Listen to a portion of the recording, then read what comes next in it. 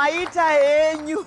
Mufaro wangu kusangana nemi zvakare pane rimwe vhiki nevhiki tinoya nenyaya dzakasiyana-siyana. Nhasi tiri kudzidzisana nekukurudzirana nekubatsirana. Mufungika kuziva mbuya huudzwa. Kune zvimwe zvinhu zvatisina kumbokoshesa mukati meupenyu hwedu, asi kana tazoudzwa ukoshi hwazvo tinoda kugara tiri pazviri. Saka ndapinda muchirongwa chanhasi, regai ndipe kutenda kwakaperera kune veZTA vakabatana neministry yedu yetourism vatipa ichochi chikuva ichi chekuti tigone kukurukura pamusoro pekukosha kwenzvimbo dzedu dzakanaka dzemuZimbabwe. Musha wakanaka uri pagomo hauvanzike. Hanzi ndo zvavari kutaura ndo zvakaita Zimbabwe. Musha wokuti ukangofunga kuti regai ndiende unongoona Zimbabwe. Handiti Zimbabwe itsva, upenyu hutsva, dzidziso itsva. Regai nditore mukana uno kupa vadare vedu kuti vazvisume kwatiri. Ndotanga nababa vari kunze. Tinotenda Mai Chisamba. Ini ndinonzi Give More Chidzidzi, ndi Chief Operating Officer wekuZimbabwe Tourism Authority. Tinokutendai. Mazvita Mai Chisamba. Ini ndinonzi Virginia Kanyimo.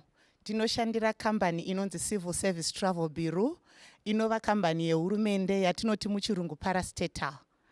Iri pasi pebazi rehurumende rinonzi Ministry of ICT and Cyber Security. Tiri travel agent inobata zvese zvinoenderana nekufamba kwemunhu, maholidays, zvese zvakadaro. Kudzamara asvika. Kudzamara asvika Handiti. Tinotenda. Maita henyu Mai Chisamba. Zita rangu ndinonzi Runyowa Douglas. Ndiri director kubazi rehurumende rinoona nezvekushandirwa kwenyika, Ministry of Tourism and Hospitality Industry. Tinokutendai. Inzwai kugashirwa. Ndinoziva kuti kune makambani akasiyana-siyana. Ndiri kuona vekuParks vari pano, ndiri kuona veZimbabwe Tourism Authority vari pano, nemamwe makambani nevamwe vauyawo vakangozvimirira. Ndichatanga nababa Chidzidzi kuti tikurukure pamusoro pezvatingati pachirungu domestic tourism. Zvinhu zvakakosha mukati meupenyu hwedu. Zvakosheiko? Nekuti isusu pano zvinenge zvakosha chete ndozvatinosumudza paMai Chisamba Show. Ndinotenda zvikuru nemukana iwoyo wekuti timbokurukura nenyaya yezvedomestic tourism. Chekutanga kuti tinzwisise kuti yatingati domestic tourism chii, kushanya kwezvizvarwa zvemunyika ino, munyika yedu inoi. Kana kuri kune imwe nyikawo vanenge vachitaurawo nezvemunyika mavo, asi kana tichitaura domestic tourism tinenge tichitaura kufamba nekushanya kwevanhu vezvizvarwa zvenyika vari mukati menyika yavo. Hatisi kutaura nyaya yekubira miganhu yenyika uchienda kune nyika dzakatikomberedza kana dziri kure. Saka nyaya yekufamba iyi inokosha nekuti tongotanga kuziva kuti vanhu chedu hanzi chitsva chiri mutsoka. Kuti unzwisise nekuziva zvakakukomberedza unofanirwa kuti utofamba umboendako. Uye vanhu kubvira pavakasikwa, vafambi, vashanyi, vanongoramba vachifamba vachishanya. Saka inyaya yekuti hatingangoise parutivi, inyaya inotikoshera nekuti tinoda kuti vanhu kana vachifamba, zvinofambirwa ndizvo zvinosiyana-siyana. Asi bazi redu isusu tinoona nezvekushanya kwevanhu, tozokurukura zvedu kuti chavashanyira chaicho chii, nekuti pane zvikonzero zvinoita kuti munhu afunge kuti ndakubva pano pandiri kuHarare kuenda kwaMutare tinenge tine zvikonzero, asi ndofunga tichakurukura nezvazvo. Ndizvozvo mashoko makukutu nai. Mashoko makukutu muongorori tsvakiridza yatakaita nenyaya dzataurwa nababa Chidzidzi. Takaona zvakare kuti nyaya dzekushanya idzi dzinowedzera rudomba. Dzinowedzera rudo pakudanana kwemusikana nemukomana nai. Munoziva kuti kana ikoko maenda manoshanya ikoko, ngatiti muri kuona matombo, muri kuona kune kakuyema kauku. Amai vanombomirawo kuti ndatadza kufamba padomba apa. Pavanobatwa una baba ipapo, handiti rudo kaurwa, handiti. Zvino mukaramba muchingonzi muri kubika sadza muri kumba, munosara muri ikoko. Ndoye pane mukwasha ari kunze. Tinogamuchira kuti takatarisa nyaya yekushanyirwa kwenyika yakangofanana nemunhu ane makumbo maviri. Iko kushanyirwa kwenyika kunewo makumbo maviri anomatsigira kuti zvirambe zvichienda mberi.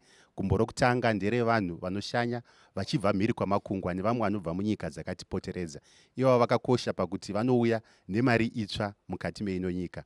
Asi zvakare tinoziva kuti vana Soro Jena nana Jena Ndebvu vakagara vataura ivo vachitaura vachiti mukati menyika mutambirwi anofanirwa kutosimbawo achitamba. Saka rimwe gumbo rakatikoshera nezvekushanirwa kwenyika nderoro kushanirwa kwenyika nezvizvarwa zvemuno munyika kuti vazive nyika yavo, vaifarire, vaide, vagone kutaurawo zvikuru pamusoro payo. Uyewo ndafarirawo chinhu chimwe chamatotaura chekuti panoshanirwa nyika nevanhu zvakakoshera utano hwavo. Vazhinji vanorangarira ndonda yakabva kuEngland yainzi iyo Sisu John Rhodes yakatozosimba yashanya muno muZimbabwe kusvika yatosvika pakuda kutora nyika.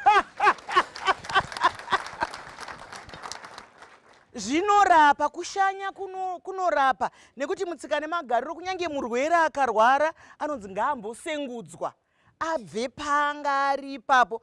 Munoziva ukama hwedu dzimwe nguva hwakasurutswa, hwakasuruka nekuti mukada kuenda kwaMutare kwana baba mukuru muripo here? Pamwe wana baba mukuru vakamanikidzika, vanongoti huyai henyu. Mukada kuenda kumasvingo amai guru muriko here? Tiri kuiona nevana vangu tiri vashanu tiri vatatu. Dzimwe nguva tinomanikana, asi upenyu hwatasvika manje hwekuti ngatishanyei takamira neshoka dzedu. Vanotozohwa kuti tiri munoka zvinenge zvichifamba sei naye, kuti hatina kuenda kumba kwa baba mukuru asi tasvika kumasvingo, hatina kuenda kumba kwa atete tasvika kumasvingo. Tinonowana ugare papi hwakanaka. Tiri kuti isusu takamirira maoperators ese anoita nezve travel and tourism. Tiri kukupai atinoti mapackages akagadzirwa kuti vanhu vapombonoke. Chakanakira handizivi kuti varungu here kana kuti vai vakaunza chinhu chinonzi vacation.